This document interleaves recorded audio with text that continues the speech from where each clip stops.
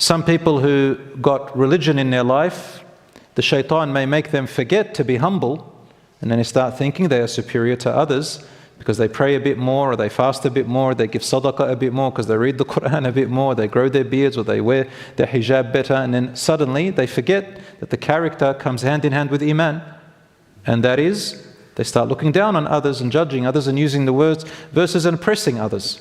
And vice versa, people who are not religious, they start to hate on all religious people and give them a blanket, a collective judgment to everybody and say all religious people are bad, stay away from them. And in fact, they love it when they hear bad things about religious people and say, yeah, it's those religious people. Both of them are in the wrong. You can't make a blanket rule, and that is severe oppression. There is a great predecessor named Al-Fudayl ibn Iyad who said, وَلَأَنْ يُصْبِحُنِي فَاجِرٌ حُسْنُ الْخُلُقِ أَحَبُّ إِلَيَّ مِنْ أَنْ يُصْبِحُنِي يصحبني sorry not يصبحني يصحبني ولأن يصحبني فاجر حسن الخلق أحب إلي من أن يصحبني قارئ سيء الخلق إن الفاسق إذا كان حسن الخلق عاش إذا كان حسن الخلق عاش بعقله وخف على الناس وأحبوه وإن العابد إذا كان سيء الخلق ثقل على الناس ومقتوه. أو the meaning of that is quite interesting. He said, for a person who is irreligious were to accompany me but has excellent character, would be more favored to me to walk with than to walk with a person who recites and reads, meaning he is a man of religion but has very bad character. For a person who is corrupt in their religiosity, if they have good character, he treats you with decency, and he's not a burden on people, and people will like that person because of their treatment to him. And a person who's constantly worshipping but has very bad character will be a burden on people, and people will start to despise him. Now, of course, this does not mean that we should favor a person who has good character and neglect everyone who is religious. What he is saying is that in worldly life, to have a good character, you feel safer around that person, you feel better around that person, but don't imitate that person with his religion, because obviously they're not going to be good influence in piety, but they're good influence in character. What he's saying is if you can get both, that would be the amazing thing. Somebody who fears Allah and with excellent character. Wallahi, I know many of them growing up, and they never escaped my mind. I learned so much from them. Some of them were my teachers and my sheikhs growing up. Some of them were friends. I used to wake up in the morning. In Lebanon, I remember it's where it all started. And I used to say, oh Allah, today bring to me someone, a company whom you love and is of great character. And subhanAllah, it always worked. I'd get the bad character, but then the good character would calm me down. I remember once walking with my friend. We were 16 years old and leaving school.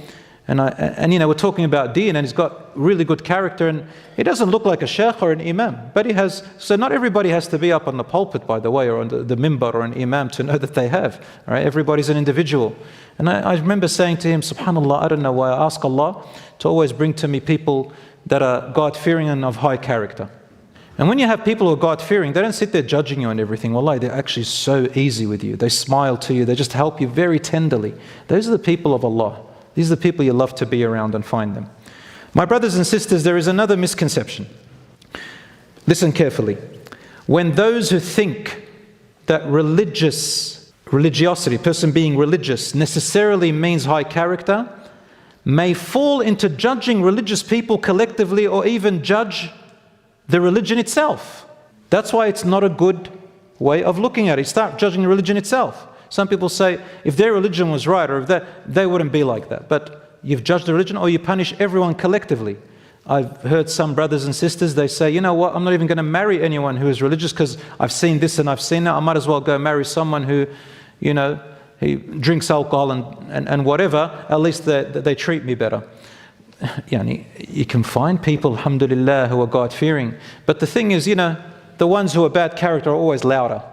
They're always louder. We know, some of my students are here.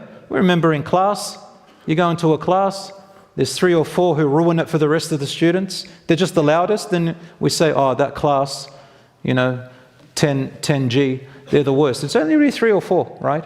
So we can't collectively punish everyone and say everyone's the same. So, inshallah. And vice versa is true. Those who attribute themselves to religiosity, meaning they count themselves as religious and practicing, may fall into the error of judging those who are tested with apparent sinful behavior, or they look sinful, right?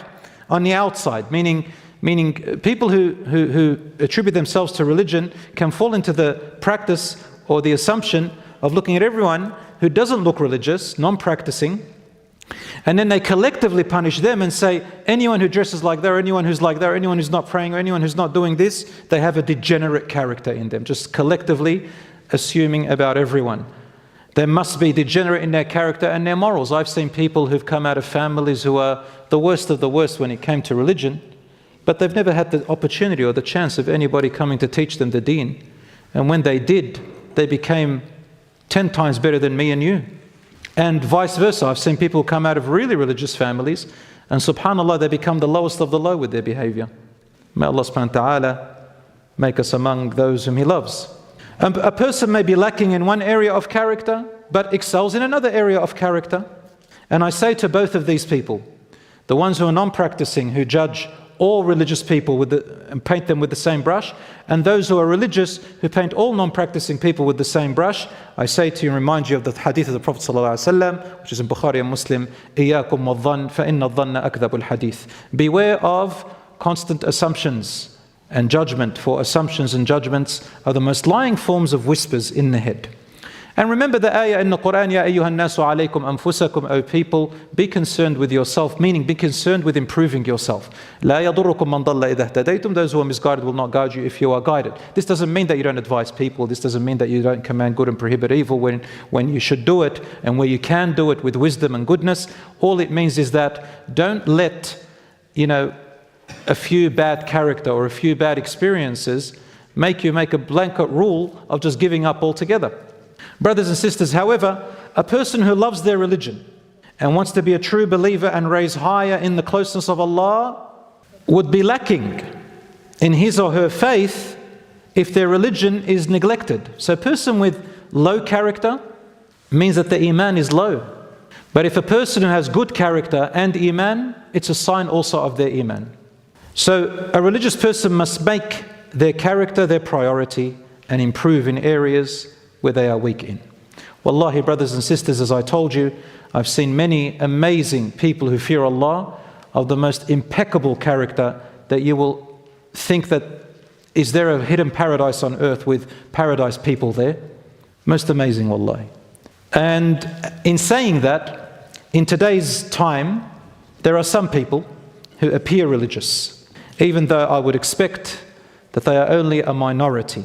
But with the growing social media, they pop up a lot. But you've got 7 billion people around the world or so. You're going to see a lot of them popping up because we live in a hub now in social media, right? Sometimes any talk you see or any place they go or anyone who posts something, they just pop up out of their cave and they start going, only because they can. And we say that whoever doesn't hold accountability for their actions, that's where you really know their character. What will you do? If you have access to something and you can do whatever you want, how would you act if you're not accountable? So these types of people, and I'm going to talk about both, by the way, those who are religious and those who are not, they both have something to learn, inshallah, and we learn for ourselves.